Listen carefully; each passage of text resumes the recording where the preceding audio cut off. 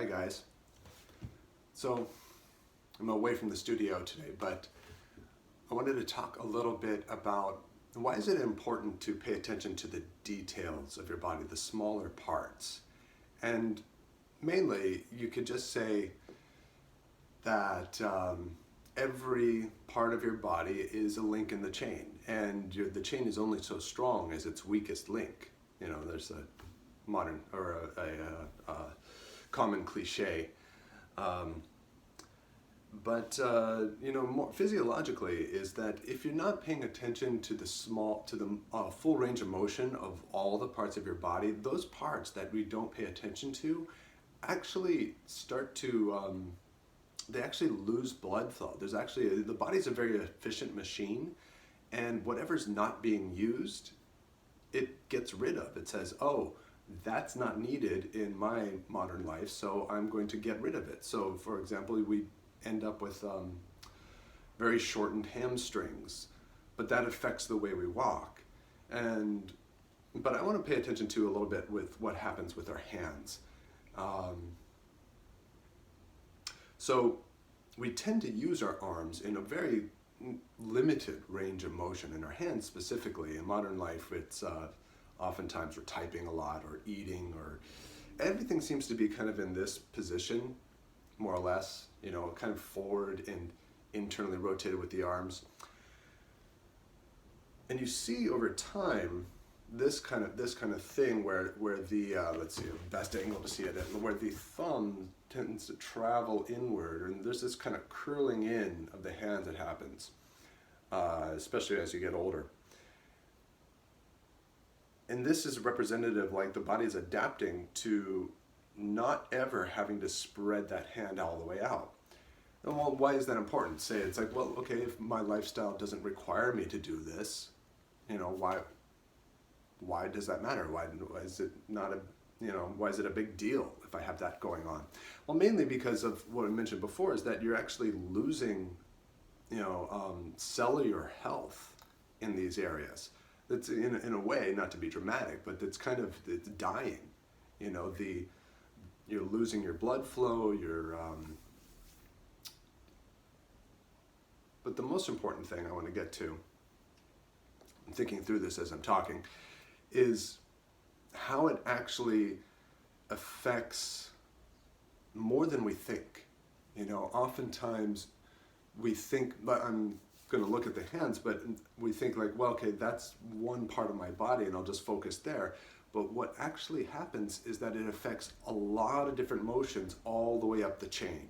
You know, that weak link goes all the way up. And so what you see is, oftentimes, say I have this tension or range of motion in my hands and I put my hands on the ground, that there tends to be a little bit of a cup happening, you know, because the hands aren't able to expand, and so you can kind of fit a lot of space underneath these areas.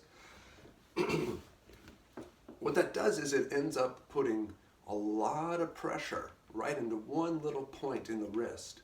But more than that, it also starts to develop some compensations where you end up in rotation of the arm. This internal rotation of the arm tends to translate to lots of tension into the neck, and it's not very supportive. So where is that applicable? Like why does that matter? Well, you might find yourself doing things where you have to put your hands on the floor. Say you're sitting on the ground and you have to get up, but if you can't really put your weight onto your hand very well without putting excessive pressure on your wrist or even putting lots of strain into your neck, it's going to make getting up a lot harder. You find this in other ways. Maybe some other, simple daily motions are maybe you have to get down onto the floor to clean the floor, or maybe you're a gardener, and even if you're an athlete, this is important because a lot of people who do things like yoga, for example, end up with a lot of compensation and putting extra tension into places that are unintended, such as up in the neck, because it goes all the way up the chain. So I want to look at just one aspect of this, is how do you determine the best positioning of the hands. And so what I want to look at is the display of the fingers. And if you can get your middle finger to your thumb to be about a right angle. And so, notice if it's kind of like that instead. So see if you can stretch that out with both hands. And then put your hands onto the floor and watch that position. If you can keep that right angle between the middle finger and thumb. Now I'm sitting back onto my heels, so that's going to change, and I'm not putting a lot of weight into my hands yet. But notice if it changes if you start to bring some weight up over your wrists, shoulders over the wrists. And if the thumbs want to do something like this, travel back in.